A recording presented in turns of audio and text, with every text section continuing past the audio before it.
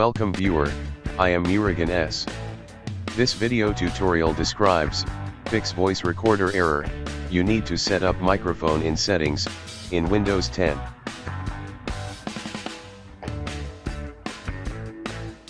Type voice recorder in Windows search bar. Click voice recorder. Displays error, you need to set up a microphone in settings. Click Start, Settings.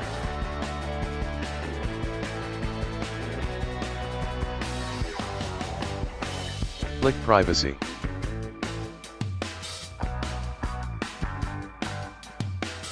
Click Microphone. Make sure, allow apps to access your microphone in on.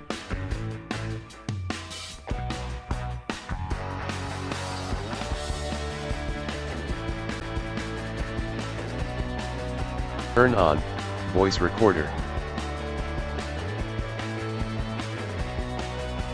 Exit settings.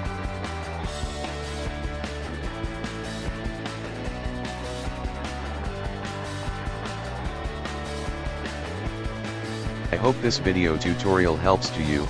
Please like, share and don't forget to subscribe my channel. Thank you very much. See you next video.